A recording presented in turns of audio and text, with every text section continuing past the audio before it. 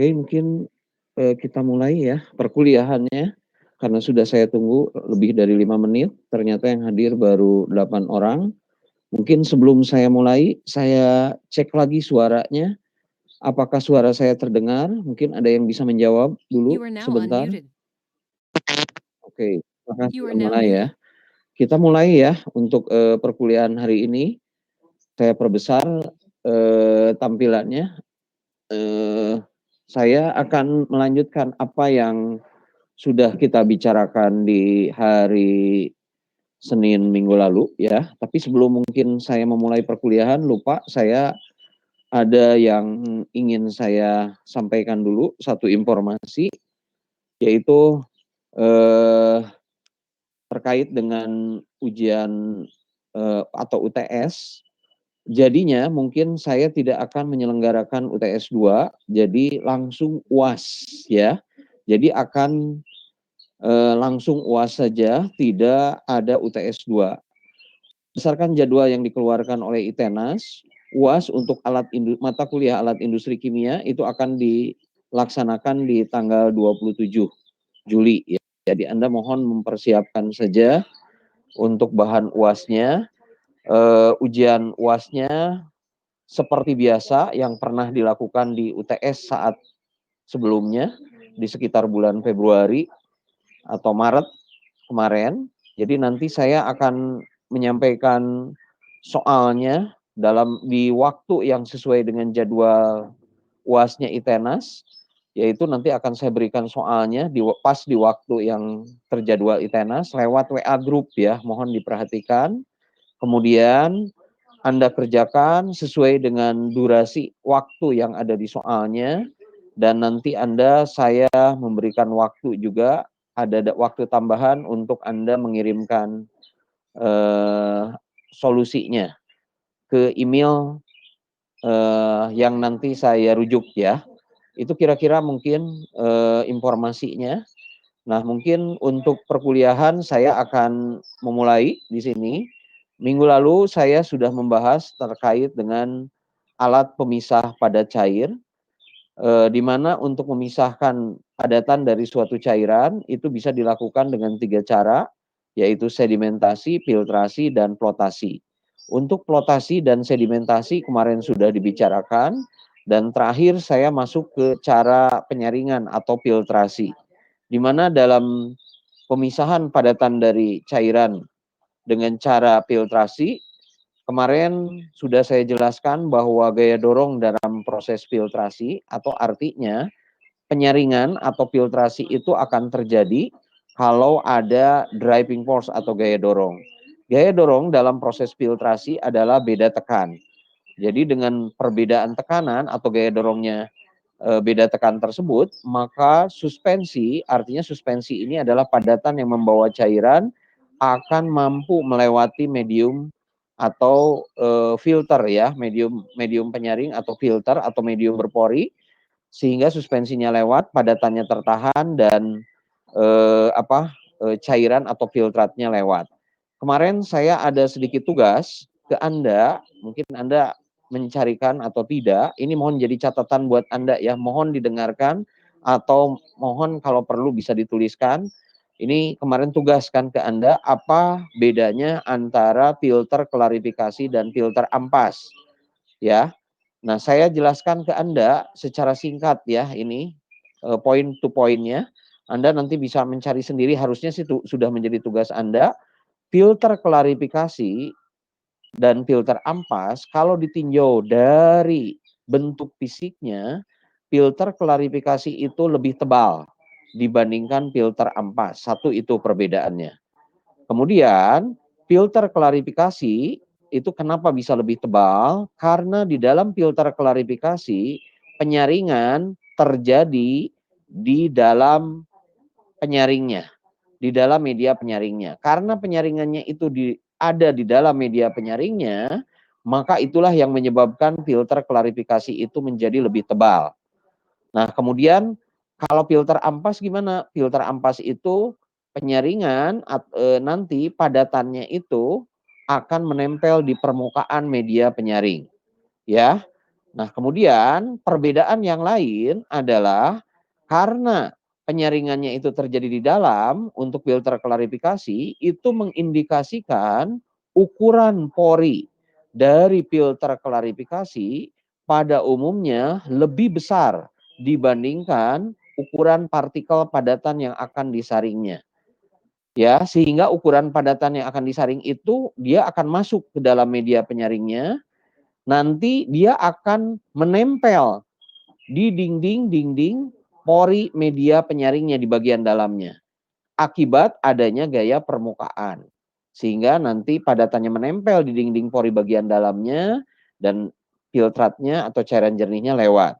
Sedangkan di dalam filter ampas, ukuran pori medium penyaringnya itu lebih kecil dibandingkan ukuran partikel suspensi yang dilewatkannya, partikel padatan pada suspensi yang dilewatkannya.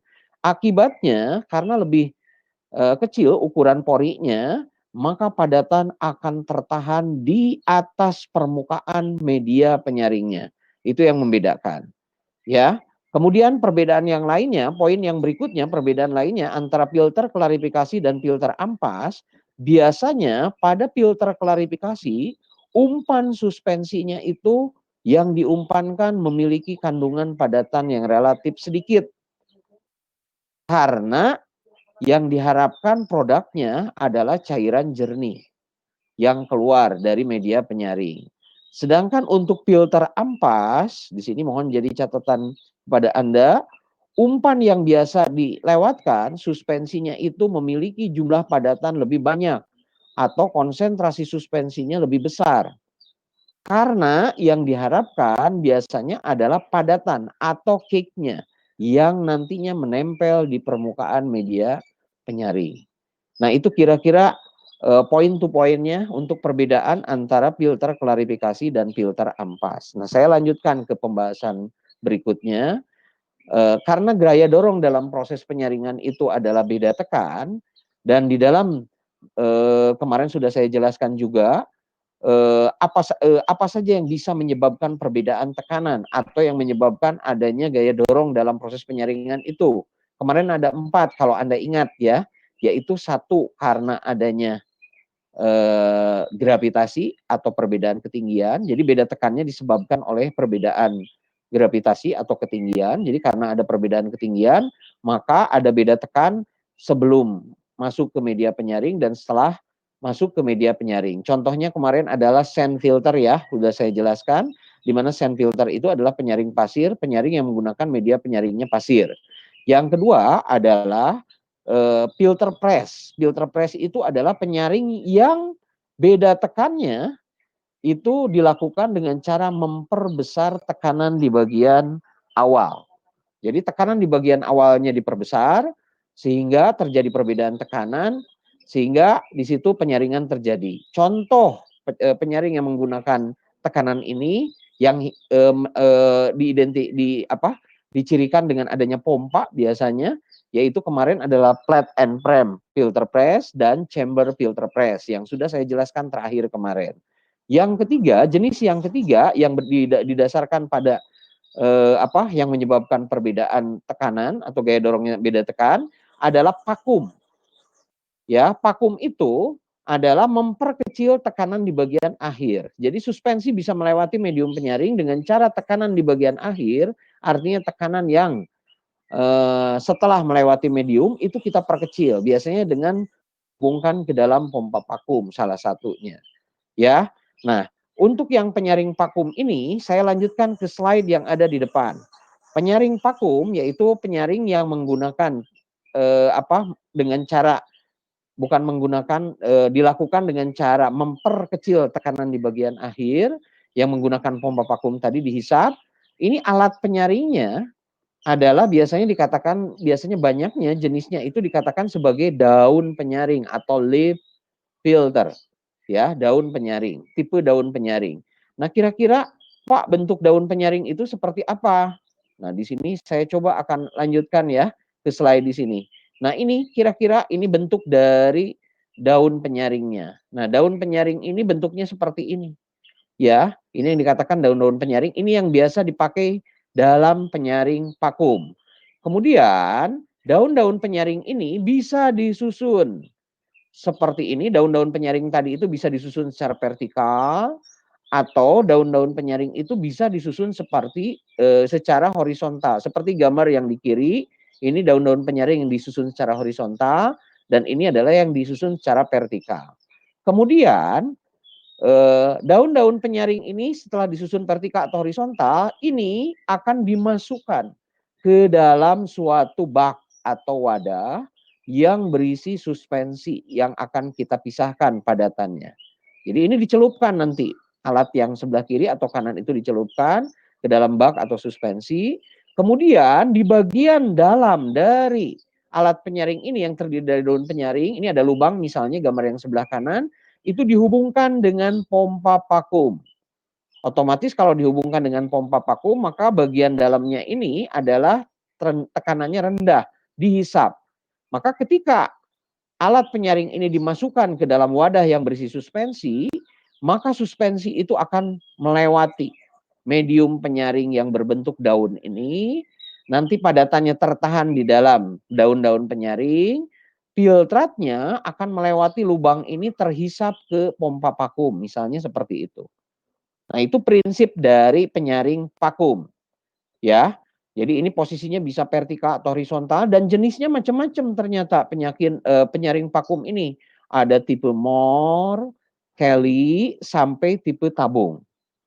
Misalnya saya ambil gampangnya, contohnya adalah tipe tabung. Ini karena yang mudah Anda pahami. Jadi kalau tipe tabung, itu nanti seperti tabung tadi, kayak tadi, nanti dicelupkan, nanti padatannya akan tertahan di di daun-daun penyaringnya.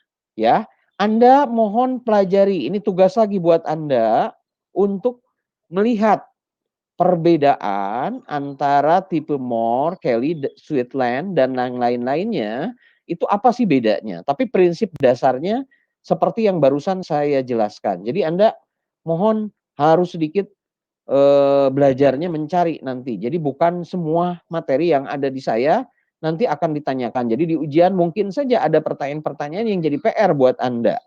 Ya, jadi nggak ada di slide, Anda harus mencari sendiri. Itu mohon bisa dicarikan ya. Itu untuk yang penyaring vakum. Ya, ini tadi contohnya daun penyaring. Nah, kemudian untuk penyaring vakum itu selain berbentuk daun-daun penyaring, ada juga yang berbentuk drum. Nama alatnya di sini rotary drum filter atau rotary vacuum filter. Ini prinsip penyaringan menggunakan vakum. Nah, alatnya Anda bisa lihat di depan, di sini berbentuk drum, seperti drum. Alatnya berbentuk seperti drum. Ini drum. Permukaan drum kalau kita lihat dari kanan atau kiri, ini samping ya, penampangnya berbentuk lingkaran. Nah, drum ini permukaannya itu berpori. Anda lihat di sini ada gambar putus-putusnya, itu artinya berpori, ada lubang-lubangnya. Kemudian drum ini diputar searah jarum jam kalau di sini dia berputar searah jarum jam seperti ini. Kemudian bagian dalam dari drum ini divakumkan atau dihubungkan ke pompa vakum. Akibatnya apa? Dia akan menghisap, drum ini akan menghisap segala sesuatu yang ada di permukaan drum. Ya.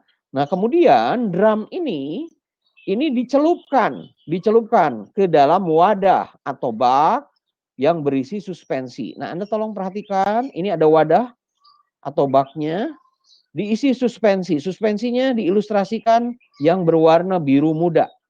Ini warna biru muda ini diasumsikan sebagai suspensi. Nah, ketika drum itu, Anda lihat tanda panah yang saya tunjukkan, ketika drum ini berputar, masuk ke dalam suspensi, berarti titik nolnya ada di sini, ya, masuk ke dalam suspensi, maka otomatis suspensi ini akan masuk ke dalam. Karena vakum di bagian dalam drumnya, suspensi ini akan masuk ke dalam, dan karena permukaannya ini ada berpori, maka suspensi yang masuk ke dalam ini, padatan yang ada di suspensinya akan tertahan di permukaan drum. Anda lihat yang warna coklat, ya. Yang warna coklat ini menandakan bahwa padatan yang ada di suspensi itu melekat, tertahan di permukaan drum, tepatnya di dalam medium penyaringnya. Nah, ini dia karena drum ini berputar, terus dia akan menghisap suspensi padatan yang menempelnya, terus sampai ke sini semakin tebal karena semakin banyak padatan yang tertempelnya. Terus semakin ke sini Anda bisa lihat ini semakin tebal warnanya, coklatnya, itu menandakan padatan yang tertahan semakin banyak. Filtratnya kemana Pak? Filtratnya masuk ke dalam. Nah, sampai akhirnya keluar dari suspensi ini udah menjadi padatan yang terpisahkan dari suspensinya. Nah, padatan yang terbawa di sini yang menempel di drum karena dia drumnya berputar, ini yang namanya kick ya. Padatan yang menempel di permukaan medium penyaring. Dalam hal ini medium penyaringnya berbentuk drum. Kemudian kick ini kadang-kadang perlu dicuci, dibersihkan.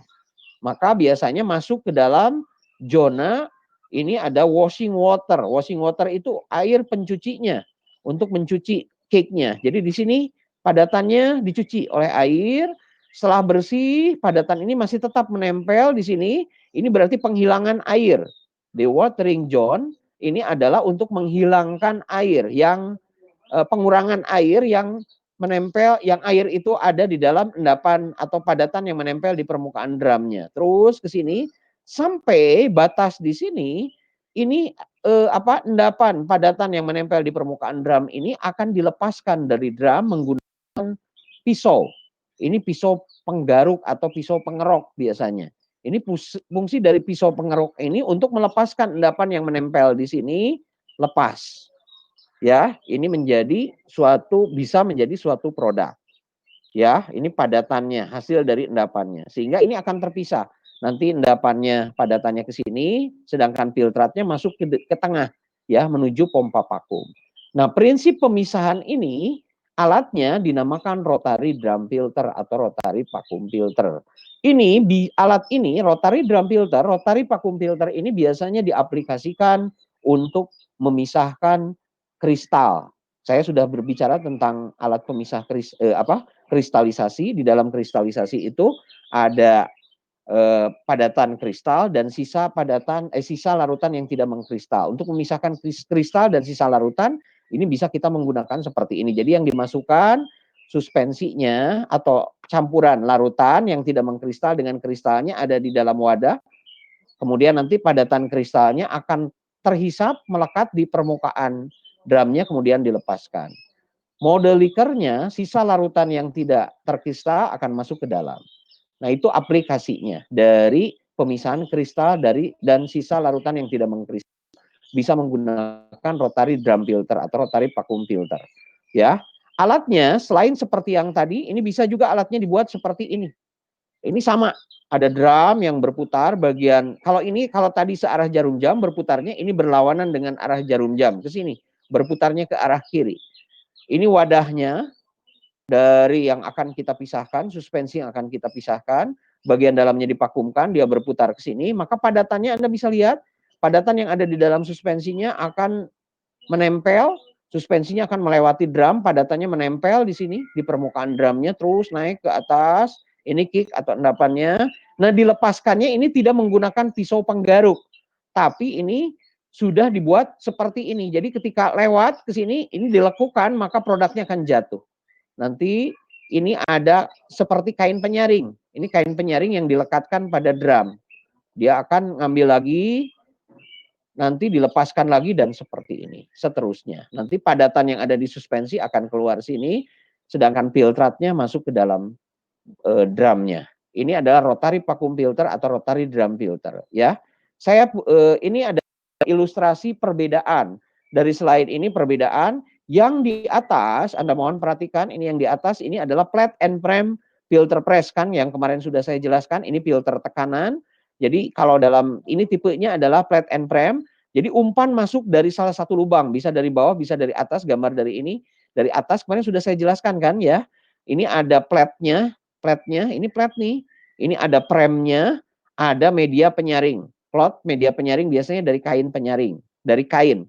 Ya, nanti suspensi melewati, dipompakan, ditekan, dia akan masuk ke dalam rongga rongga di dalam premnya. Tanda panah hitam itu menandakan suspensi akan menekan ke dinding penyaring. Ini ada penyaringnya, sehingga padatan akan menempel di dalam rongga ini, sedangkan filtratnya nanti akan jatuh ke bawah, biasanya ke lubang, keluar di lubang yang lainnya. Tapi ini dengan bantuan pompa karena ditekan dari awal. Sedangkan yang sebelah bawahnya ini rotary vacuum filter yang barusan saya jelaskan. Sudah paham kan ya? Jadi umpan suspensinya dimasukkan ke dalam suatu wadah, ada drum yang berputar dan dipakumkan bagian dalamnya, nanti padatannya akan menempel, lepas menjadi produk. Sedangkan yang bagian bawah ini yang saya jelaskan. Kemarin sempat diilustrasikan bahwa yaitu penyaring yang menggunakan beda tekannya adalah gaya sentrifugal. Jadi nanti suspensi dilewatkan, ini feednya suspensi dilewatkan dalam suatu wadah, diaduk, dan dinding wadahnya, ini dinding wadah nih, ini adalah berpori. Ya, sehingga ketika ini diaduk, maka akan membentuk gaya sentrifugal, maka akan terjadi perbedaan tekanan di titik tengah di sini dan ke dinding wadahnya. Jadi tekanan di tengah akan lebih besar dibanding tekanan di dinding wadahnya. Akibatnya suspensi akan bergerak dari dinding tengah, dari tengah ke dinding. Nah, ketika dia bergerak ke dinding, dindingnya itu berpori seperti ini. Maka filtratnya akan melewati, ini jadi filtrat, padatannya, ini yang warna putih itu endapannya akan menempel di permukaan dinding wadahnya. Itu adalah prinsip dengan gaya sentrifugal. Jadi perbedaan tekanannya itu karena gaya sentrifugal. Ya, kemudian ini adalah ilustrasi contoh rotary vacuum filter, fotonya. Tadi sudah saya jelaskan rotary vacuum filter, ya. Ini adalah contohnya. Jadi ini rotary vacuum filter atau rotary drumnya ini, ya. Jadi dia akan berputar terus, nanti dia akan membawa suspensi di sini. Ini ada wadah untuk suspensinya di sini. Ini ada pisaunya, pisau penggaruknya. Ini berputarnya dari belakang menuju ke depan. Ini endapan yang sudah terbentuk akan dikerok oleh pisau penggaruk ini, nanti keluar produknya ke sini. Ya, kalau Anda kurang jelas, nah ini kan bisa terlihat. Ini Anda bisa lihat, ini endapan yang sudah menempel nanti dilepaskan oleh pisau penggaruknya. Jadi pisau penggaruk ini akan menahan padatan yang menempel di drumnya nanti turun ke bawah. Ini adalah prinsip dari rotary drum vacuum filter atau rotary vacuum filter. Kita menyebutnya bisa rotary vacuum filter. Jadi endapan yang tertahan nanti dilepaskan, ya. Oke, ini prinsip skemanya. Kalau Anda mau lihat rotary vacuum filter, nah ini rotary vacuum filternya ada di sini. Ini drumnya, ini pisau penggaruknya, produk nanti keluar ke sini, ini kick, hasil yang dihasilkan atau produknya. Ini wadah, Anda bisa lihat ini wadah untuk suspensinya. Drum ini ada tanda panah, dia berputar. Ke dalam wadah ini, ke dalam drumnya, mohon maaf, drum dihubungkan dengan pompa vakum. Ini Anda lihat, ini ada pompa vakum. Ini untuk menarik nanti adalah filtratnya, sehingga otomatis di dalam drumnya ini akan vakum. Ya, kemudian isi dari wadah ini diisi dengan suspensi. Ini dari sini, ini akan nanti dipompakan masuk ke dalam wadah ini. Dia akan terhisap oleh drum ini, produk padatannya keluar ke sini, filtratnya akan melewati ke pompa vakumnya. Ini kira-kira sistemnya ya. Kalau di industri kita harus gambarkannya seperti ini. Rotary vacuum filter dalam suatu sistem.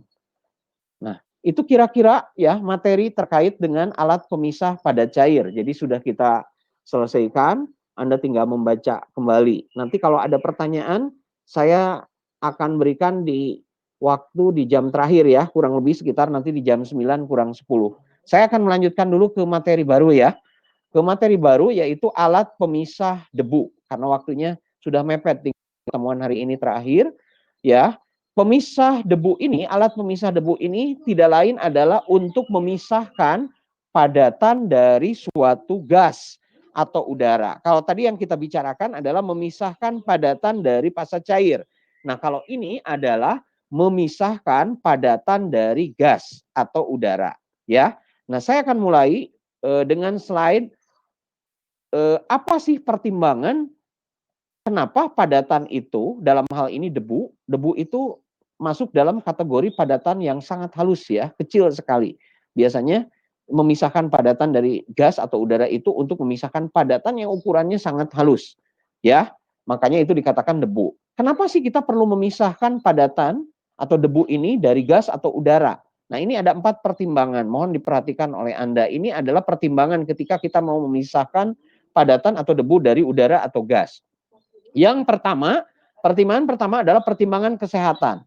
Kenapa pertimbangan kesehatan jadi faktor yang perlu dipertimbangkan? Karena udara itu harus terbebas dari kandungan padatan. Kalau udara itu masih mengandung padatan halus, debu, itu bisa membahayakan bagi kesehatan. Anda udah paham lah kalau untuk ini.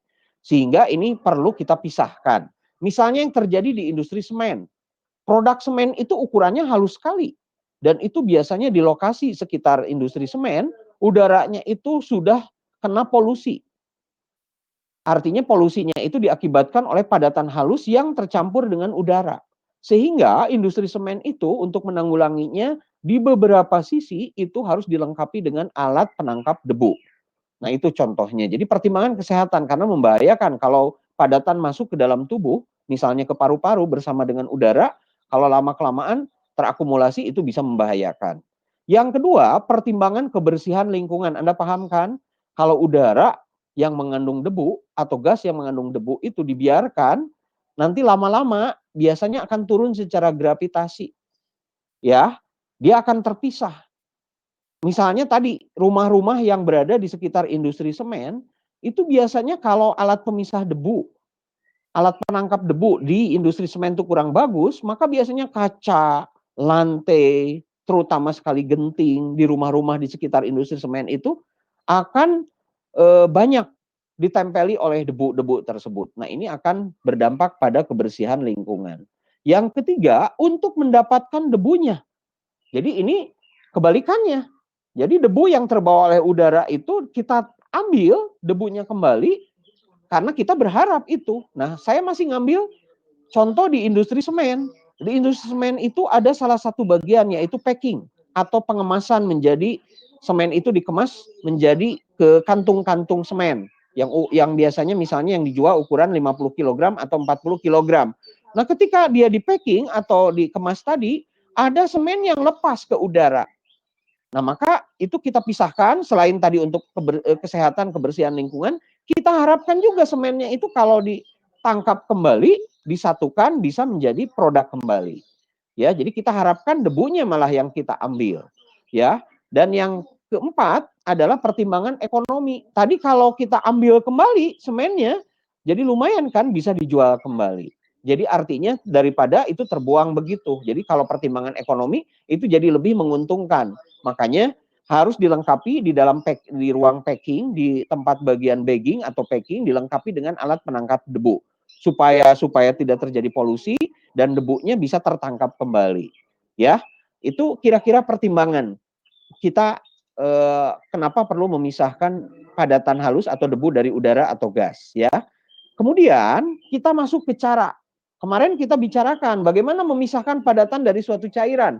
Caranya gimana? Bisa dengan cara pengendapan, penyaringan, flotasi kan kemarin. Nah, dalam pemisahan debu pun ada 5 cara. Anda tolong perhatikan di sini di slide ada 5 cara untuk memisahkan debu. Yang pertama dengan cara pengendapan. Sama.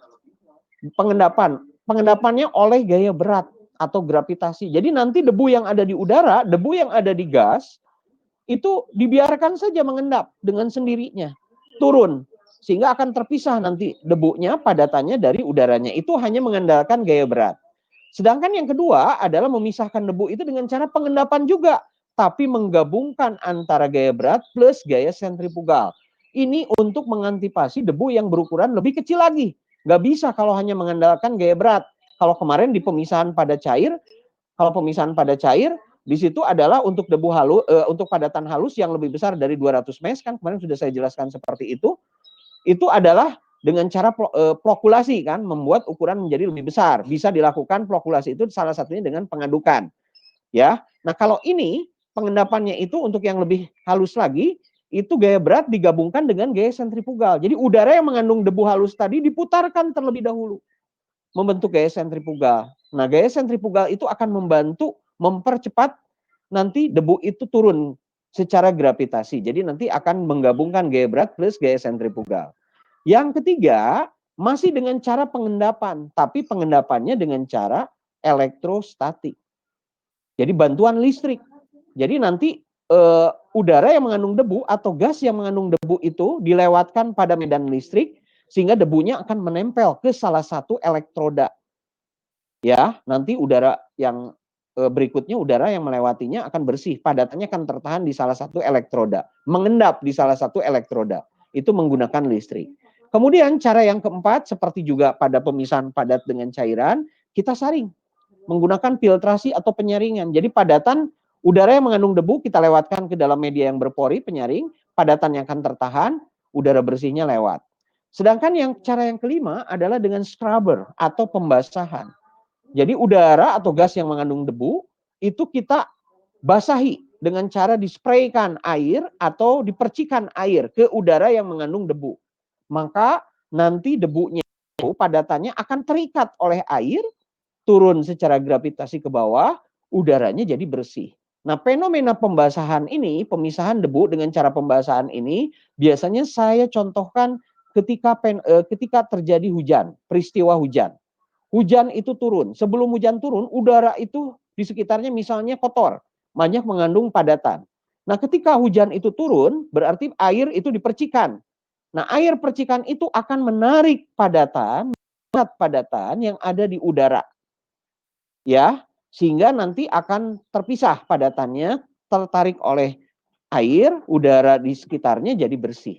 Anda bisa rasakan kan ketika sudah turun hujan, maka udara biasanya terasa menjadi lebih enak untuk masuk ke tubuh kita. Selain karena udara jadi ada pendinginan, juga menjadi lebih bersih.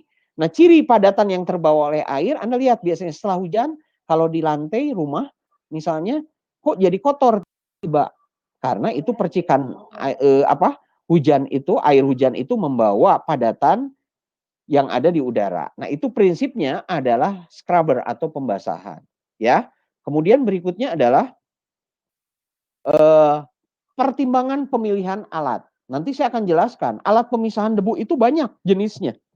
Karena karakter debu yang akan kita pisahkan di dalam udara itu beragam. Mulai dari karakter yang ukurannya kasar, sedang, dan halus.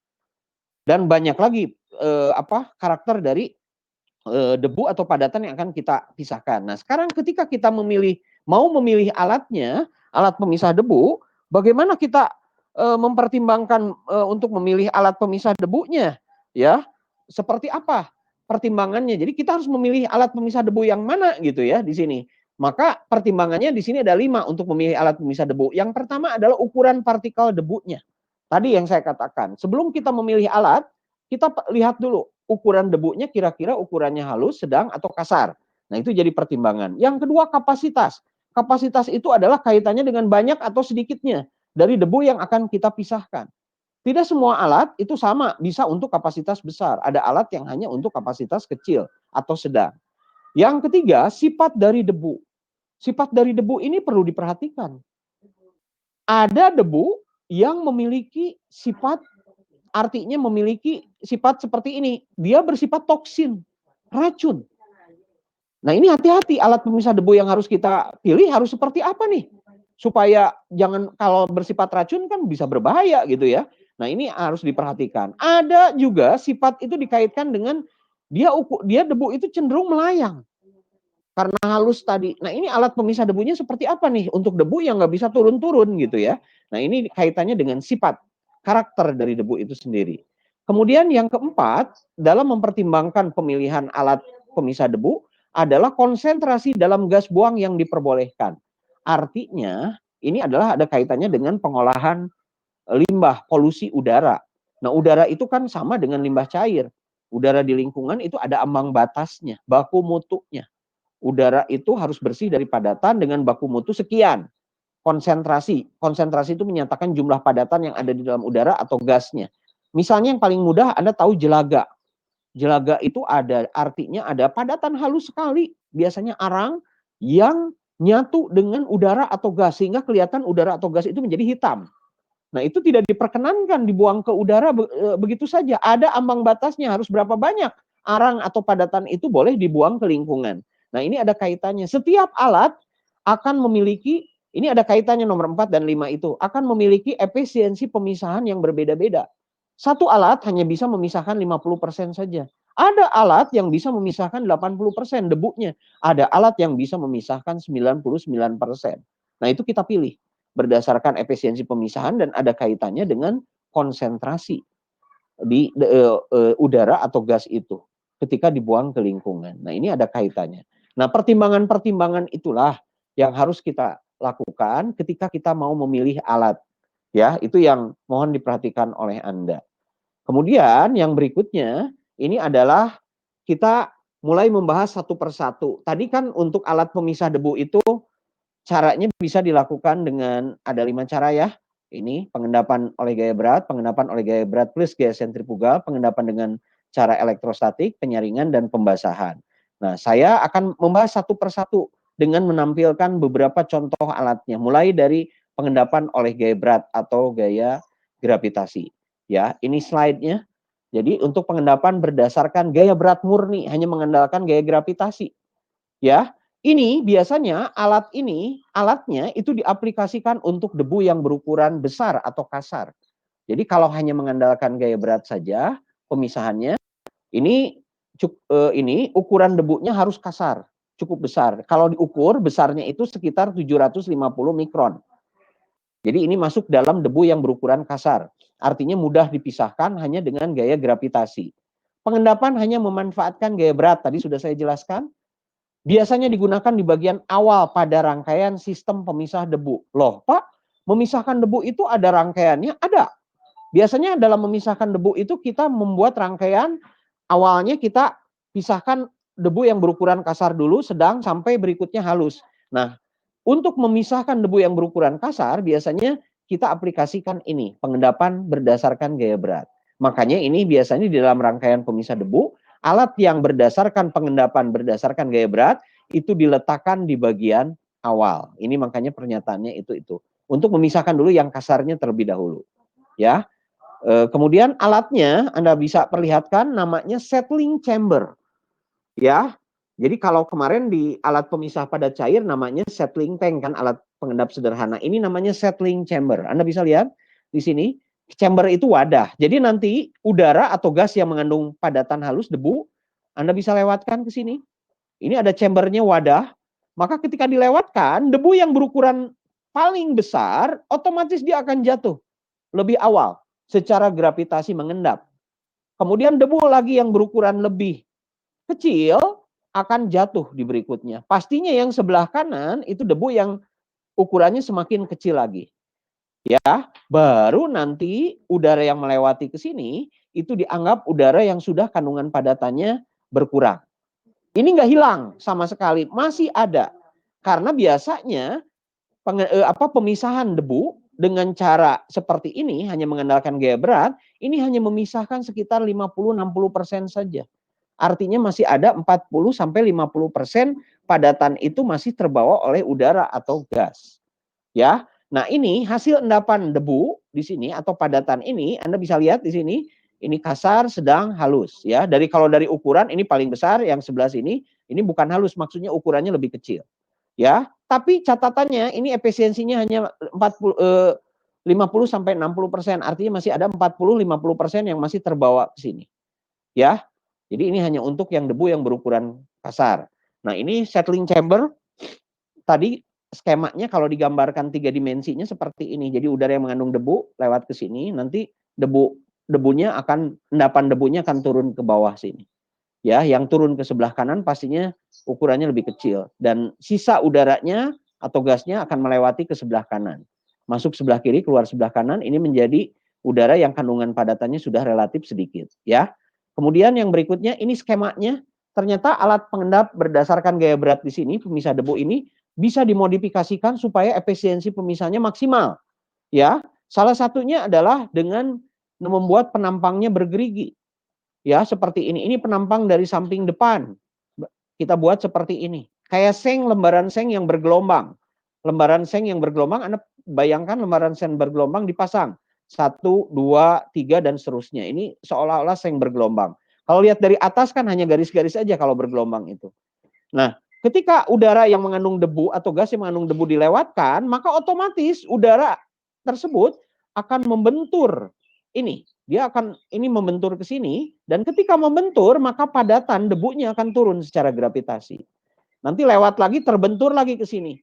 Jatuh lagi debunya, dan seterusnya. Sehingga dengan cara seperti ini, debu yang terpisahkan jadi lebih banyak.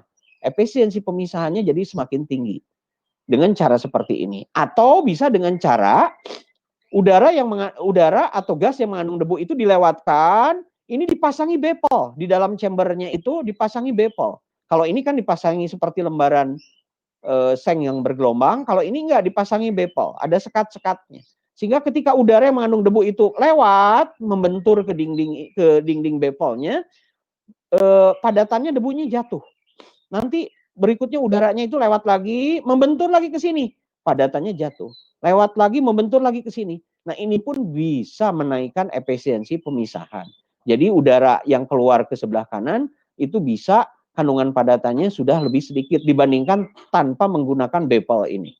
Ya, atau alternatifnya juga menggunakan si chambernya dibuat seperti ini. Ini ada chamber-chambernya nih. Ini ada chamber 1, 2, 3. Jadi udah ini dikasih bepol, di chamber masing-masing kasih bepolnya, sekatnya. Sehingga udara yang mengandung debu nanti lewat ke sini, terbentur ke bepol pertama, debunya jatuh, keluar ke sini. Udara sisanya dilewatkan lagi ke wadah yang berikutnya, ada bepol, terbentur lagi, padatannya jatuh ke sini. Lewatkan lagi dan seterusnya. Ya, sehingga udara yang keluar di sini akan semakin berkurang kandungan padatannya karena sudah terpisah nanti dikeluarkan di sini di sini. Ini pasti yang paling kasar, ini ukurannya yang lebih kecil lagi, yang semakin ke kanan itu semakin kecil padatannya. Nah, ini adalah hal-hal yang bisa dilakukan untuk memaksimalkan memisahkan padatan yang hanya mengandalkan gaya berat. Itu bisa dilakukan seperti itu, ya. Kemudian yang berikutnya adalah cara yang kedua. Saya akan membahas cara yang kedua. Cara yang kedua itu adalah pengendapan, masih pengendapan dengan gaya berat plus gaya sentrifugal. Jadi tidak hanya mengandalkan gaya berat, tapi mengandalkan juga gaya, kita tambahkan, gabungkan dengan gaya sentrifugal. Nah, untuk yang pengendapan dengan gaya berat plus gaya sentrifugal, ini biasanya diaplikasikan untuk debu yang berukuran sedang. Kalau tadi kasar kan, nah ukuran yang debu yang berukuran sedang ini, ukurannya tidak kurang dari 10 mikron. Kalau tadi kan 750 mikron, masih ukurannya besar. Ini 10 mikron, jadi lebih halus. Ya, tapi kategorinya masih sedang, artinya masih ada yang lebih halus dari sini. Efisiensi pemisahannya cukup tinggi untuk yang pengendapan dengan gaya berat plus gaya sentrifugal ini bisa sampai 80 sampai 90%. Kalau tadi hanya mengandalkan gaya hanya 50 sampai 60%. Berarti kalau 80 90% berarti sisa padatannya hanya sekitar 10 sampai 20% saja, ya. Nah, cara pengendapannya memanfaatkan gaya gravitasi dan sentrifugal putaran. Jadi memanfaatkan dua gaya, gaya berat dan gaya sentrifugal. Nah, alatnya Anda mohon diperhatikan, alatnya biasanya yang kita kenal sebagai siklon. Anda pernah dengar kan? Sudah kita bicarakan di pembahasan sebelum-sebelumnya tentang siklon. Jadi siklon itu adalah alat pemisah debu yang memanfaatkan pengendapan dengan gaya sentrifugal plus gaya berat atau gravitasi. Nah, ini alatnya saya gambarkan dengan penampang 2 dimensi, yang sebelah kiri dan yang sebelah kanan adalah penampang 3 dimensi. Ya, oke, saya pakai gambar yang 3 dimensi saja ya supaya mudah. Berarti saya pakai gambar yang sebelah kanan. Kita lihat. Nah, gambar yang sebelah kanan ini, siklon itu terlihat dari penampangnya yang berbentuk lingkaran. Jadi siklon ini dia berbentuk silinder, ya, berbentuk silinder. Kemudian bagian bawahnya dari siklon itu adalah berbentuk kerucut. Anda lihat kan kerucut? Pak, ini kerucut buat apa bagian bawahnya? Untuk mempermudah padatan itu turun ke bawah. Udah saya jelaskan kan ya. Kemudian di siklon ini bagian tengahnya lubang. Ini ada pipa yang berlubang. Ya. Kemudian lubang masuknya pada siklon ini tidak dari tengah, tapi dari pinggir. Anda lihat ini dari pinggir nih. Ya, jadi masuknya dari pinggir. Jadi kalau masuk nggak dari langsung gini, tapi dari pinggir. Kenapa harus dari pinggir? Supaya udara yang masuk ke sini dia akan memutar. Ya, memutar, membentuk gaya sentrifugal atau istilahnya ini putaran-pusaran, ini vortex. Ya, jadi ini yang warna tanah panda hitam itu adalah udara atau gas yang mengandung debu dilewatkan. Ini tentunya dilewatkannya dibantu dengan menggunakan blower atau fan. Blower atau fan mendorong udara atau gas yang berdebu tadi masuk ke sini, dia akan berputar. Nah, berputar membentuk vortex. Nah, vortex ini gaya sentrifugal. Nah, ketika dia berputar di sini, maka padatannya itu yang terbawa oleh aliran udara akan membentur ke dinding. Padatannya akan dibenturkan ke dinding siklonnya. Sehingga nanti ketika dia terbentur ke dinding, maka padatannya akan turun secara gravitasi ke bawah. Ya, jadi gaya sentrifugal itu fungsinya untuk membenturkan padatan yang terbawa oleh udara, membenturkan ke dinding. Ketika dia terbentur ke dinding, maka padatannya akan turun ke bawah secara gravitasi. Nah, sisa gasnya yang bersih, Anda lihat tanda panah di sini, ini sisa gas atau udara yang bersihnya keluar ke atas. Jadi kalau yang keluar ke atas ini adalah udara atau gas bersih, tapi masih mengandung sekitar 10-20% saja. Ya, padatannya nanti secara gravitasi tadi turun ke bawah. Itu prinsip dari siklon. Ya, ini bisa dilihat juga siklon itu dengan diilustrasikan dengan penampang seperti ini, sama saja ya. Ini adalah masuknya, ini dari sebelah kanan, udara yang mengandung debunya nanti diputar, yang warna merah itu adalah gaya putarannya atau gaya sentrifugalnya. Ini akan membenturkan padatan ke dinding siklonnya. Nanti padatannya ketika terbentur ke dinding siklon, dia turun secara gravitasi menjadi produk padatan, nanti sisa udara bersihnya ke atas. Ya, atau diilustrasikan dengan gambar seperti ini, sama saja. Dan atau bisa juga digambarkan dengan seperti ini. Kalau masuk, Anda lihat di tanda panahnya, yang warna orange itu padatannya, yang warna biru itu udara bersihnya. Jadi ketika dilewatkan di siklon, maka padatannya yang warna coklat atau oranye itu akan turun ke bawah, sisa udara bersihnya akan terpisah ke atas, yang warna biru. Ya, itu ilustrasi dari siklon. Nah, ini gambar atau foto siklon kalau di industri, ini foto ya, bukan skematik lagi. Ini adalah siklonnya seperti ini. Ya, kemudian yang berikutnya, siklon itu ternyata untuk efisiensi pemisahan pada siklon ini, kan efisiensinya tadi sekitar 80-90% ya. Berartinya masih ada 10-20% yang belum terpisahkan. Besar kecilnya efisiensi pemisahan pada siklon itu bergantung pada laju alir volumetriknya. Laju alir volumetrik itu adalah laju alir yang masuk membawa padatannya. Kalau semakin cepat laju alir volumetriknya, maka logikanya di sini efisiensi pemisahannya akan semakin besar. Karena berarti dalam waktu yang sama dia akan membawa padatan yang jumlahnya lebih banyak. Ya, itu logikanya. Kemudian yang kedua, ukuran partikel. Nah, ukuran partikel ini sangat menentukan efisiensi pemisahan. Kalau ukuran partikelnya banyaknya yang berukuran sangat halus, maka otomatis efisiensi pemisahannya akan kecil. Kebalikannya, kalau ukuran partikelnya relatif berukuran lebih besar, maka ini akan meningkatkan efisiensi pemisahan. Namun demikian, cocoknya untuk siklon ini di sekitar 10 mikron. Ya. Kemudian diameter siklon. Tadi Anda udah tahu kan diameter siklon itu kalau saya buka ke gambar ini atau gambar yang di sini. Nah, ini diameter siklonnya di sini. Ya, diameter siklon itu menentukan juga efisiensi pemisahan. Semakin kecil diameter siklon, maka efisiensi pemisahannya semakin besar. Loh, kenapa Pak? Efisiensi pemisahan itu bergantung pada ukuran siklon yang semakin kecil. Karena semakin kecil diameter siklon, berarti nanti akan semakin banyak padatan itu membentur ke dindingnya. Ya, jadi padatan yang membentur ke dinding akan semakin banyak dengan semakin kecilnya diameter siklon. Densitas debu itu ada kaitannya dengan gravitasi. Kalau debu itu memiliki densitas lebih besar, maka otomatis dia akan mudah turun ke bawah atau mengendap ke bawah. Nah, ini yang hal-hal yang bergantung pada efisiensi pemisahan pada siklon. Jadi ini harus mempertimbangkan ini. Jadi ketika kita mau mendesain siklon, kita harus mempertimbangkan ini, ya.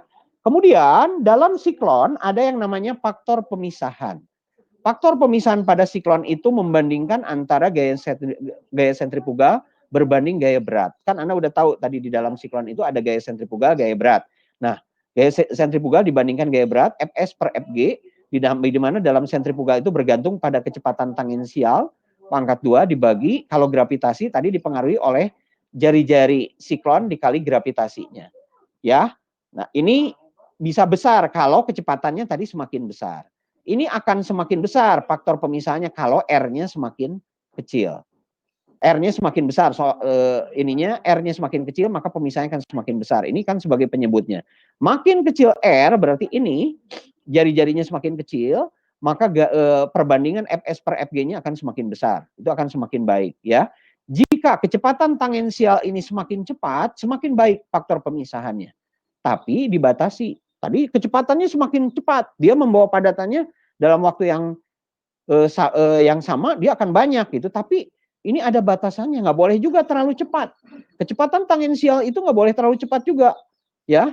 Kalau lebih besar dari 70 feet per second, kalau kecepatannya itu lebih besar dari 70 feet per second, ini delta P-nya besar, tekanannya besar, ini akan menyebabkan terjadinya abrasi kalau terlalu cepat. Udara itu dimasukkan ke siklon dengan kecepatan yang lebih cepat. Lebih cepat, ini akan terjadi abrasi. Kenapa terjadi abrasi? Karena fungsi dari kecepatan itu kan akan membantu juga membenturkan padatan itu ke dinding siklon. Maka kalau terlalu cepat, maka padatan yang membentur ke dinding siklon itu lama-lama akan mengabrasi, mengkikis siklonnya, maka akan rusak. Siklonnya akan cepat rusak.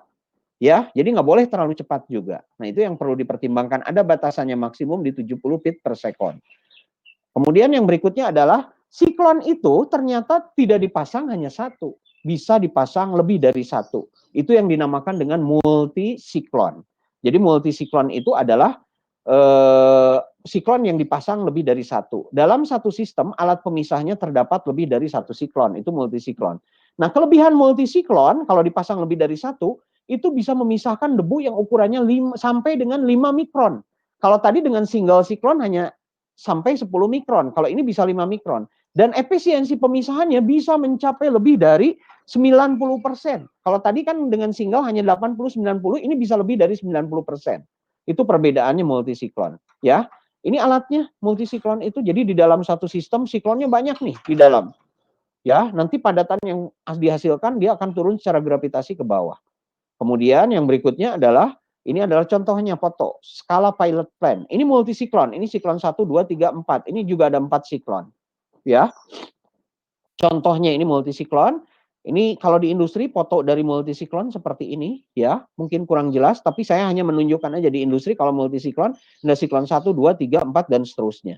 Ya. Kemudian ini adalah skematik dari multisiklon. Ini ada 4 siklon ya. Anda tolong perhatikan. Jadi ini nanti udara itu akan dihembuskan oleh blower atau fan, dia akan disebarkan, ini adalah paralel ya, ini akan disebarkan ke siklon nomor 1, dia akan masuk, Anda lihat, nanti memutar ke sini, kemudian ini akan memutar juga ke siklon yang di belakangnya, dari sini akan dihembuskan juga ke siklon di sini. Masing-masing dari siklon nanti akan menghasilkan padatan. Dan kemudian udara bersihnya yang sudah kandungan padatannya minim, itu akan dikeluarkan dari masing-masing siklonnya. Ini ada pipa yang menghubungkan di sini, jadi samaan. Jadi ini paralel, umpannya paralel. Multisiklon itu biasanya dilakukan secara paralel. Jadi umpannya dimasukkan ke masing-masing siklon, tidak seri, hati-hati. Bukan dari siklon 1 ke 2, 2 ke 3, enggak.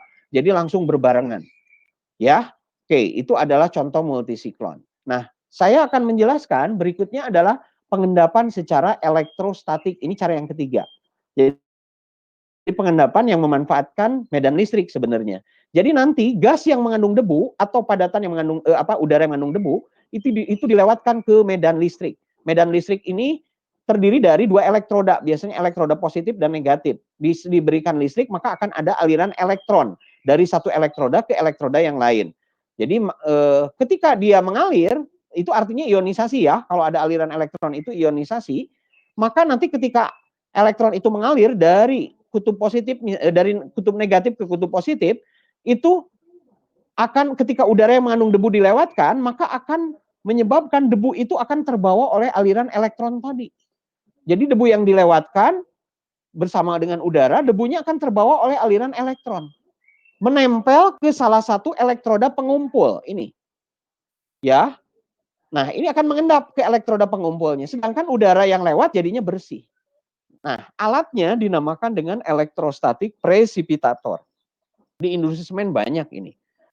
Ya, jadi nanti debunya itu dilewatkan, udara yang mengandung debu dilewatkan, debunya akan menempel di salah satu elektroda karena ada pergerakan elektron. Ya, gas atau debu di sini harus bersifat penghantar listrik. Kalau tidak penghantar listrik, biasanya agak sedikit dibasahi oleh uap air atau gas karbon dioksida. Dapat memisahkan debu yang berukuran sangat halus sampai 0,1 mikron. Kalau siklon kan hanya 10 atau 5, ini 0,1. Jadi yang halus sekali, misalnya yang bisa dipisahkan oleh elektrostatik presipitator itu selain semen adalah jelaga. Di dalam asap hitam itu ada padatan halusnya, itu bisa dipisahkan. Efisiensi pemisahnya tinggi, bisa sampai 100% atau 99% lah, ya, tapi harganya relatif mahal karena menggunakan listrik. Itu yang mohon diperhatikan oleh Anda, ya. Nah, elektrostatik presipitator atau pengendapan dengan cara elektrostatik ini ada dua tipe plate dan tipe pipa. Yang membedakan apa? Kalau dalam tipe plate, elektrodanya berbentuk plate. Kalau tipe pipa, elektrodanya itu pipa, di dalamnya ada kawat. Nanti padatannya itu akan menempel di dinding pipanya. Kalau plate akan menempel di dinding plate-nya. Nah, kebetulan di sini saya hanya bisa menampilkan yang berbentuk plate. Jadi ini elektrodanya nih, ini elektrodanya. Ya, ini elektrodanya. Nanti ketika dilewatkan, ya, ini ada tanda panah masuk nih, tanda panah masuk untuk misalnya ini adalah ada gas hasil buangan dari boiler, hasil pembakaran buangan gas dari boiler yang masih mengandung biasanya kalau bahan bakarnya batu bara sangat kental sekali dengan jelaga, ya. Ketika dilewatkan maka padatan halusnya akan menempel di dinding elektroda ini, pengumpulnya. Ini Anda lihat titik-titik menempel. Nanti sisa gasnya akan lewat terus menjadi bersih ke sini. Ya, ini kenapa Pak bisa menempel ke sini? Karena terbawa oleh aliran elektron tadi yang diletakkan di antara dua elektroda ini. Ya, itu prinsip dari elektrostatik presipitator. Kalau yang tipe pipa, jadi ada pipa, elektrodanya Anda bayangkan ke dalam pipa dimasukkan kawat, antara kawat dan pipa itu beda, ada kutub positif negatifnya. Nanti ketika udara yang mengandung debu dilewatkan pada pipa itu, maka padatannya akan bergerak menempel di dinding pipanya. Sedangkan udara bersihnya akan keluar dari pipa. Ya, itu kira-kira untuk yang elektrostatik presipitator. Ini alatnya, foto alat. Tapi kita agak sulit untuk melihat kalau untuk foto seperti ini, ya. Ini juga sama, ini tipe plate juga elektrostatik presipitatornya. Paling banyak di industri semen untuk elektrostatik presipitator, terutama untuk memisahkan debu yang sangat halusnya. Ya. Kemudian cara yang berikutnya saya agak percepat karena takut waktunya habis. Yang cara yang keempat untuk memisahkan debu ini adalah dengan cara filtrasi atau penyaringan. Ya. Nah, sama dengan penyaringan yang sudah saya jelaskan untuk memisahkan padatan dari cairan, yaitu dengan cara melewatkan gas atau udara yang berdebu ke medium yang berpori atau medium penyaring, sehingga debunya tertahan di medium penyaring, sedangkan gas keluar melewati medium yang berpori. Kalau yang dicair itu filtrat ya. Diaplikasikan untuk debu halus, sama dengan elektrostatik presipitator. Penyaringan itu bisa untuk menahan debu yang berukuran halus, sangat halus. Efisiensi pemisahannya sangat tinggi, 99% atau mendekati 100%. Ini imbang dengan elektrostatik presipitator. Ya. Oke, kemudian yang berikutnya ini adalah mohon maaf.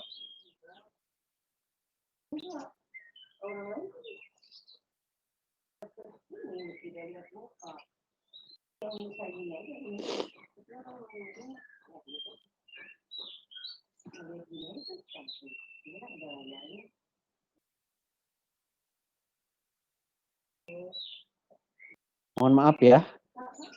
Saya akan besarkan kembali. Nah, ini adalah contoh alatnya dari cara filtrasi untuk memisahkan debu halus itu adalah bag filter ya. Tapi saya pakai penampang ini aja untuk bag filternya. Nah, ini bag filter. Jadi bag filter itu terdiri dari bagnya. Bagnya seperti apa, Pak? Aduh, mohon maaf ya. Ini saya kepijit lagi. Nah, bag filternya itu adalah seperti ini. Ini bagnya. Ini kantung-kantung penyaringnya seperti ini, disusun seperti ini, bisa seperti ini atau seperti ini. Yang banyak digunakan seperti ini. Ini bagnya. Nanti ke dalam bag ini akan dilewatkan udara yang mengandung debu. Ya, saya balikan kembali ke sini.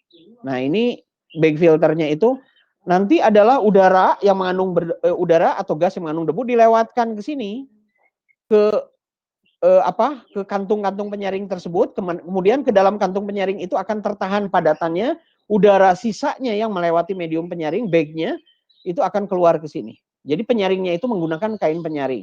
Dan jumlah bagnya yang seperti ininya itu banyak. Nah, ini adalah bag filternya kalau lihat dari penampangnya. Jadi nanti lewat akan tertahan di media penyaringnya seperti ini. Jadi akan tertahan di dinding-dinding bagnya. Ya, nanti udara lewatnya adalah udara bersih. Ya, itu kira-kira bag filternya. Saya akan agak percepat dulu ya, Anda bisa baca sendiri nanti, karena takut nggak keburu. Ini contoh dari bag filternya, ya. Jadi di dalamnya itu banyak kantung-kantung penyaring, nanti udara dilewatkan yang mengandung debu, padatannya menempel di bagnya, sedangkan yang ke bawah nanti setelah beberapa waktu, misalnya setiap 1 jam sekali atau 2 jam sekali, bag itu digetarkan, nanti padatannya akan turun secara gravitasi menjadi ke bawah, sedangkan sisa udara bersihnya ke atas, ya. Itu prinsip dari bag filter. Kemudian selain dari bag filter, tadi ini ada penyaringan yang ada pemisahan padatan atau debu itu dari udara atau gas yang menggunakan penyaring itu ada yang namanya PEX kolom kering atau PEX kolom basah. PEX itu packing, hamparan. Anda lihat, ini ada kolom. Ini ada kolom 1, kolom 2, yang kiri dan kanan. Yang kiri itu kolom kering, ini adalah kolom basah. Nah, kalau pada kolom yang kering, Anda lihat, tidak kepada kolom ini kita berikan hamparan, packing. Packing itu Pak terbuat dari apa? Packing itu hamparan. Anda terserah mau pakai hamparan yang ada butiran, berbentuk butiran ataupun apapun. Ini dibuat hamparannya. Nanti gas yang berdebu itu dilewatkan dari bawah, dihembuskan dengan pen atau blower, dihembuskan, dia naik ke atas. Nah, ketika melewati packing atau hamparan ini, otomatis sebagai penyaringnya, padatannya akan tertahan, debunya akan tertahan. Sedangkan yang ke atas itu berupa gas atau udara bersihnya. Nanti debunya yang tertahan di packing ini, dia akan jatuh ke bawah. Ini debu kering produknya. Tapi kalau PEX kolom basah, ini sama. Kolomnya sama, diisi dengan packing juga, udara yang mengandung debu dari bawah, sedangkan nanti di atasnya kalau basah itu ada air yang dipercikan. Nah, ini ada air dari atas yang dipercikan, membasahi packing ini. Sehingga akibatnya ketika udara dilewatkan yang mengandung debu ini, maka padatan itu tertahan di dalam packing yang basah. Maka otomatis padatan yang tertahan di sini akan diikat oleh air yang dipercikan dari atas. Nah, di sini itu airnya itu akan menahan, mengikat padatannya turun ke bawah. Jadi yang turun ke bawah ini berupa lumpur atau debu basah. Sedangkan air yang ke atas, udara yang ke atas melewati medium penyaring ini melewati packing ini menjadi udara bersih. Kelebihannya apa? Kolom basah di sini kelebihannya udara yang keluar di sini adalah temperaturnya turun. Karena didinginkan oleh air, dipercikan dengan air otomatis terjadi proses pendinginan. Itu kelebihannya. Tapi kekurangannya apa? Debu yang dihasilkan di sini basah. Jadi kalau kita menginginkan produknya padatan kering, ini tidak direkomendasikan. Ya, sebaiknya menggunakan PEX kolom kering. Tapi kelebihannya udara yang dihasilkan di sini biasanya dingin. Jadi kalau mau melakukan sekaligus melakukan proses pendinginan, berarti yang dipilih adalah ini, yang PEX kolom basah. Tapi prinsipnya penyaringan ya, bisa penyaringan dengan menggunakan kolom berpacking kering atau basah. Ya, kemudian selain itu untuk proses penyaringan itu ada yang namanya panel filter. Panel filter ini adalah penyaringan digabungkan dengan proses pembasahan. Ya, jadi panel filter ini seperti belt conveyor. Anda bisa bayangkan belt conveyor dulu yang pernah kita bicarakan. Ini ada puli rodanya, ini ada beltnya. Belt ini sebagai medium penyaringnya. Ini ada tanah panah, dia belt ini berputar seperti ini, beltnya berputar, ya. Dan belt ini adalah media berporinya, kain, biasanya terbuat dari kain, dan bagian bawah wadah ini adalah diisi dengan air basah. Nanti gas atau udara yang berdebu dilewatkan, maka padatannya akan menempel di permukaan media ini, nanti akan turun ke sini, dibasahi. Nah, ketika dibasahi di sini, padatannya akan lepas turun ke bawah. Nanti dia bersih lagi, medium penyaringnya, dia akan menahan lagi debu yang ada di gas atau udara di sini. Gas yang ke kanan itu bersih. Jadi lama-kelamaan air di sini akan menampung padatan yang jumlahnya banyak, ini harus dibuang, diganti. Ya, terus seperti ini. Jadi menggabungkan proses penyaringan, penyaringannya terjadi di sini, pembasahannya di sini. Ya, itu adalah namanya panel filter. Ada yang melakukan seperti ini. Jadi ini air plus debu. Karena padatannya tertahan di sini, nanti dilepaskan ke sini.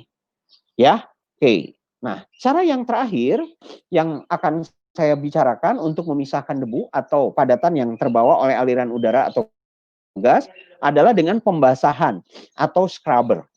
Ya, udara yang mengandung debu itu dikontakkan dengan air. Tadi tolong Anda bayangkan ketika turun hujan. Hujan berupa percikan air akan mengikat padatan yang ada di dalam yang bersama-sama turun dari air hujan. Di udara, mohon maaf, padatan yang ada di udara. Jadi padatan debunya akan terikat oleh air hujan tersebut. Nah, prinsipnya seperti itu. Jadi udara yang mengandung debu dikontakkan dengan air atau dibasahi sehingga debu akan terbawa atau terikat oleh air dan udara menjadi bersih. Itu prinsip scrubber atau pembasahan. Ya, diaplikasikan untuk debu yang berukuran halus. Jadi bisa sampai 0,1 mikron. Efisiensi pemisahnya tinggi, tapi tingginya hanya di atas 90%. Yang paling tinggi itu elektrostatik precipitator dan bag filter. Kelebihan pemisahan debu dengan pembasahan ini, udara bersih yang dihasilkan temperaturnya rendah. Seperti tadi yang saya jelaskan, bedanya PEX kolom kering dan kolom basah. Karena ditambahkan air berarti temperaturnya jadi turun. Karena otomatis sama dengan melakukan pendinginan, tadi sudah dijelaskan. Kekurangannya sama juga kayak tadi, kalau kita melakukan proses pembasahan, debu yang dihasilkannya basah, menjadi lumpur karena sudah bercampur dengan air.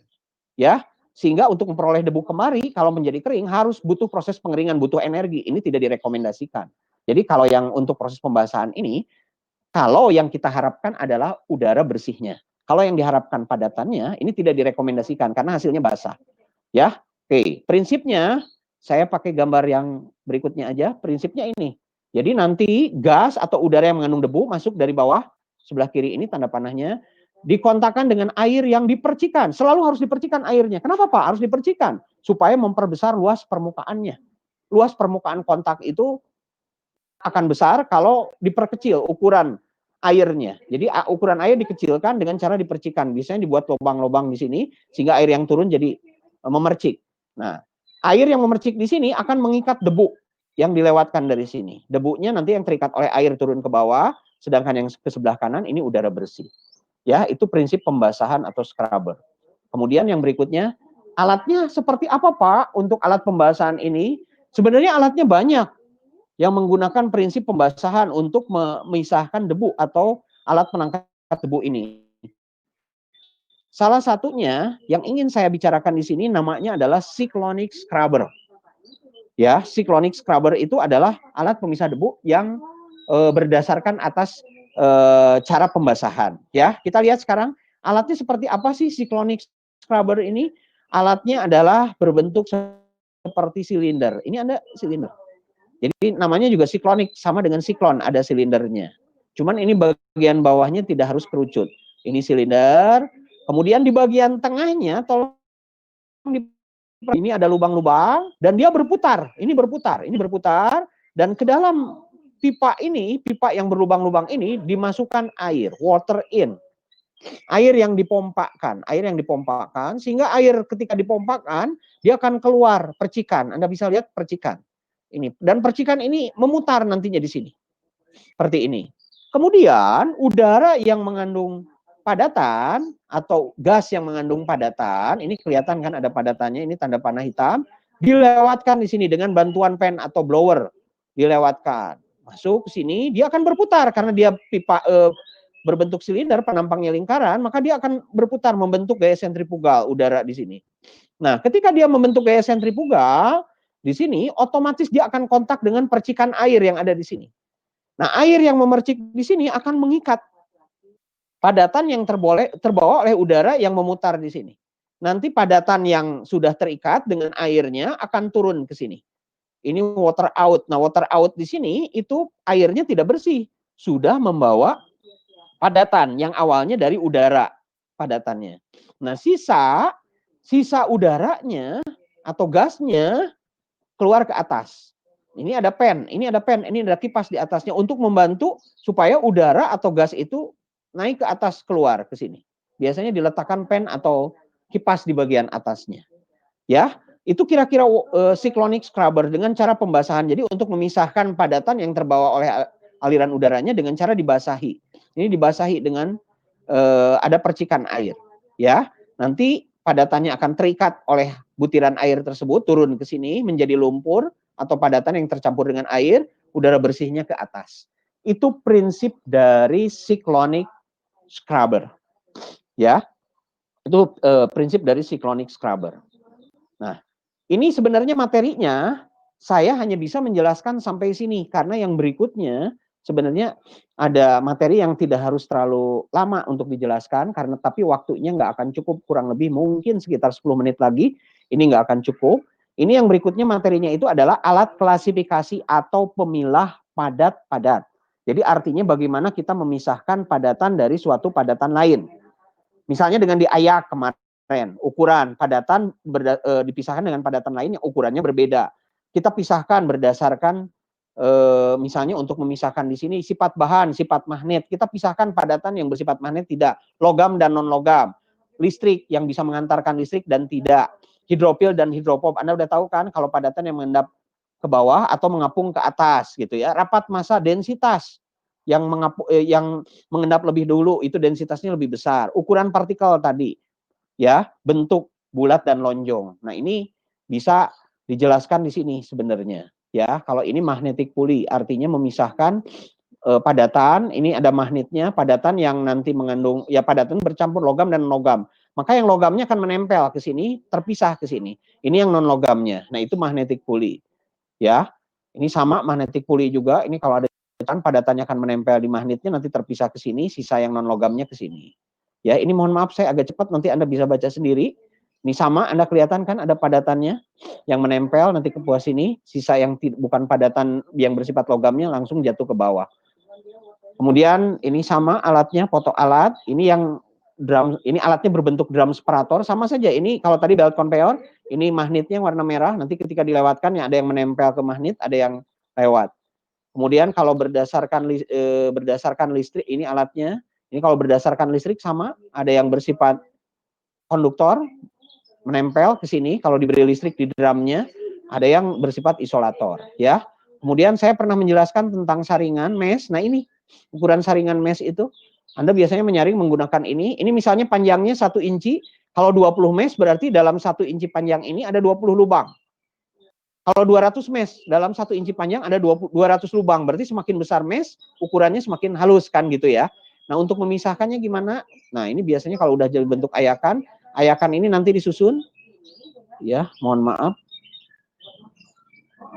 Ya, ayakan ini nanti disusun sedemikian rupa dari atas ayakan yang paling kasar sampai ke bawah ayakannya yang semakin halus. Nanti dimasukkan, nanti yang ukurannya lebih besar dia akan keluar. Ini digoyang, digetarkan, alat ini digetarkan, yang ukurannya lebih besar akan keluar dari atas, yang lebih sedang lagi di ayakan yang kedua, lebih sedang yang halusnya akan di yang berikutnya.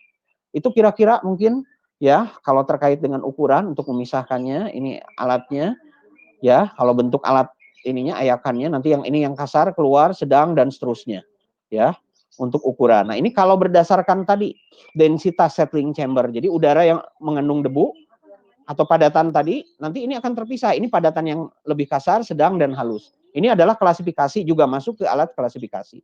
Ini kira-kira yang bisa saya sampaikan ya untuk hari ini. Untuk yang klasifikasi Anda silakan baca sendiri saja ya, dilanjutkan nanti dengan membaca sendiri untuk ujiannya. Jadi kalau ditanyakan, Pak, ujiannya sampai mana? Nah, sampai yang barusan saya jelaskan. Berarti sampai alat klasifikasi. Cuman untuk alat klasifikasi saya PR-kan buat Anda silakan sambil membaca sendiri. Ya, ada satu materi lagi tentang alat pengontak gas cair, nggak saya bicarakan dan tidak akan saya tanyakan di ujian. Jadi hanya sampai alat klasifikasi atau pemisah padat-padat. Ya, masih ada waktu sekitar 7-8 menit. Silakan Anda boleh menanyakan materi atau boleh menanyakan yang lain. Karena ini adalah pertemuan terakhir, saya persilahkan Anda untuk bertanya kalau ada yang perlu ditanyakan. Ini kesempatan terakhir karena kita kuliah terakhir sebelum ujian di tanggal 27. Silakan. Mudah-mudahan Anda masih memperhatikan saya ya. Yang hadir di sini hanya 16 orang, sudah tidak banyak yang hadir. Silakan kalau ada yang kurang jelas atau mau ditanyakan. Mohon maaf yang terakhir karena waktunya nggak mencukupi. Untuk alat klasifikasi saya jelaskan sangat cepat dan mungkin sisanya Anda bisa belajar sendiri. Oke, silakan Anda kalau ada yang mau ditanyakan bisa lewat chat atau langsung pakai mikrofonnya. Ya, Amalai silakan.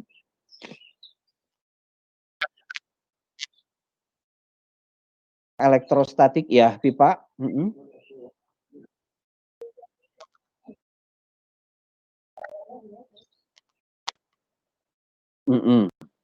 Ya. Maintenance-nya. Jadi gini ya. Tadi bukan elektrostatik pipa Amalai, itu harusnya elektrostatik presipitator nama alatnya ya. Jadi alatnya itu elektrostatik presipitator itu adalah alat pemisah debu dengan cara pengendapan yang memanfaatkan medan listrik ya tadi atau ionisasi dari listrik ya. Jadi nanti alatnya itu bisa berupa 2 elektroda yang saling berdampingan.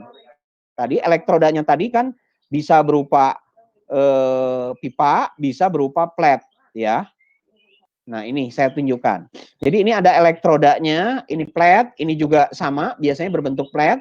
Ya, jadi ini muatannya beda. Ini positif, negatif, positif, negatif, positif, negatif. Sehingga ketika ini bermuatan positif, misalnya di sini adalah bermuatan negatif, ini positif, positif, ini negatif. Maka ketika dialiri listrik ada pergerakan elektron atau ion dari negatif ke positif ke sini. Maka ketika udara dilewatkan yang mengandung debu, maka padatan itu akan terbawa aliran elektron menempel di dinding ini. Di dinding elektroda pengumpul yang bermuatan positif. Jadi padatannya akan menempel di sini, debunya akan menempel di sini. Nah, tadi pertanyaan Amalai, Pak, gimana maintenance pembersihannya mungkin pertanyaannya ya? Membersihkan padatan yang sudah menempel di sini itu gimana, Pak? Kan perlu dilepaskan. Ya, secara temporary, artinya secara periodik dalam waktu tertentu ini harus dilepaskan. Nah, cara dilepaskannya gimana? Biasanya dilengkapi dengan ada hammer. Hammer itu misalnya untuk menggetarkan. Jadi ini nanti alatnya itu digetarkan. Jadi misalnya 3 jam sekali atau 6 jam sekali atau 1 hari sekali alat ini digetarkan. Maka ketika digetarkan, otomatis padatan yang menempel di dinding ini akan turun ke bawah. Nah kemudian nanti ditampung. Jadi ini udah bersih kembali nanti si elektroda yang berbentuk flat. Nah, hal yang sama juga kalau bentuknya pipa, tidak flat. Dia akan menempel di dinding pipa. Ya, karena elektroda negatifnya kan kawat, pipanya di luarnya. Nah, itu akan menempel. Nah, nanti pipa itu digetarkan sehingga padatan yang menempel di dinding pipa bagian dalamnya akan lepas. Nah, itu kira-kira maintenance-nya seperti itu. Mungkin pertanyaannya itu ya. Mudah-mudahan bisa terjawab. Amalai? Ya, jadi membersihkannya, maintenance pembersihannya dengan cara digetarkan. Ya, silakan yang lain. Boleh mau nanyain, tidak hanya materi. Kalau ada yang lain mau perlu ditanyakan, masih ada waktu sekitar 5 menit lagi. Karena kita sampai pukul 9, silakan mau pakai mikrofon, saya sarankan pakai mikrofon supaya cepat. Dibandingkan pakai chat nanti jadi lama. Silakan kalau ada yang mau menanyakan kembali. Mudah-mudahan Anda masih diam di situ ya, jangan hilang. Ini ada 16 orang nih yang ikut di kuliah terakhir kita hari ini. Silakan, ada yang mau ditanyakan yang lainnya? Silakan, nggak usah segan. Silakan. Nanti ini kan tadi sebenarnya ada tipe pipa dan tipe flat. Nanti kalau sempat saya akan sharekan di WA ya untuk gambar perbedaan antara elektrostatik presipitator tipe flat dan tipe pipa akan saya gambarkan. Termasuk yang back filter tadi kan mungkin kurang jelas. Saya punya gambar sketnya biasanya. Nanti saya akan share di grup ya sebelum ujian. Silakan kalau ada yang mau mengomentari yang lain, kalau ada yang mau mendiskusikan, kalau ada yang mau menanyakan, boleh. Silakan. Ya, silakan. Gibran lagi mengetik. Yang lainnya sambil menunggu Gibran mau chat menanyakannya, ada yang lain langsung pakai mikrofon. Masih ada waktu, mungkin sekitar 3-4 menit lagi. Silakan kalau ada yang mau ditanyakan. Saya ulangi kembali ya. UAS tidak ada UTS 2, langsung UAS tanggal 27. Materi sampai alat pemisah padat-padat atau klasifikasi. Ya, sifat ujiannya sama. Jadi nanti saya berikan soalnya lewat WA group di waktu yang sudah ditentukan, waktu untuk UAS AIK. Kemudian nanti Anda mengumpulkan solusinya di waktu yang sudah ditentukan juga dengan mengemailkan ke saya ya. Silakan. Yang lain, saya masih menunggu Gibran mau bertanya. Yang lain, ada yang mau ditanyakan? Sekali lagi mudah-mudahan Anda masih stay di situ. Jadi bukan hanya namanya saja yang tercantum.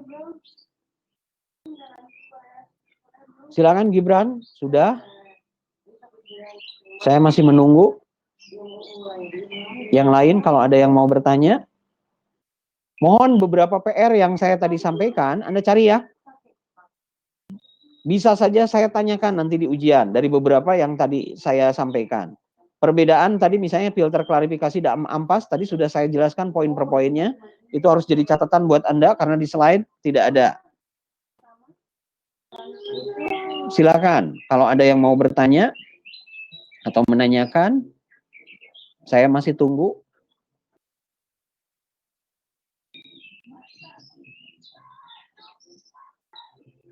Ada Gibran ya. Izin bertanya Pak, apa slide awal tentang filter kolom itu saringan porinya sama Pak?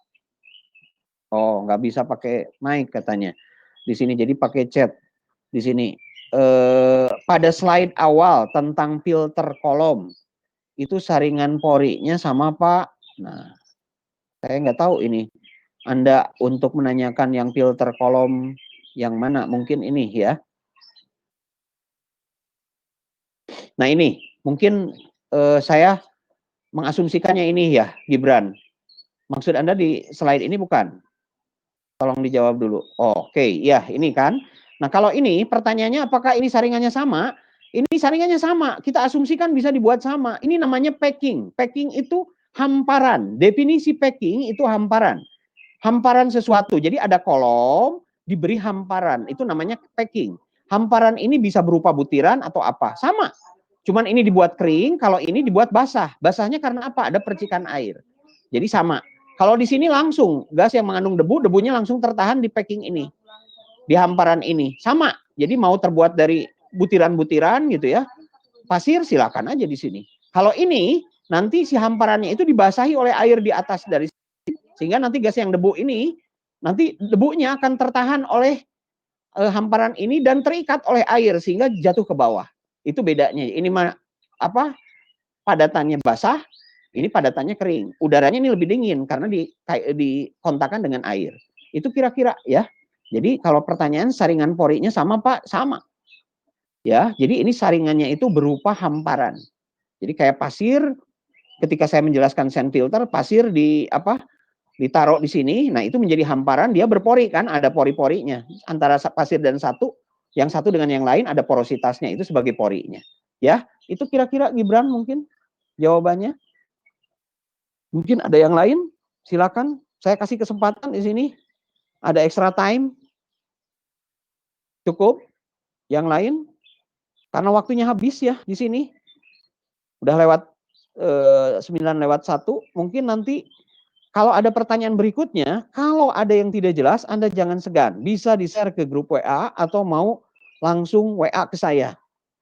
Ya, jadi silakan Anda kalau ada yang tidak jelas. Jadi untuk sementara informasinya seperti itu, kita selesaikan di perkuliahannya sampai di sini materinya. Mungkin nanti ada informasi-informasi lanjut yang ingin saya sampaikan sebelum pelaksanaan UAS, saya akan sampaikan di WA grup saja. Itu dulu mungkin ya yang bisa saya sampaikan. Di sini masih pagi ya, selamat pagi.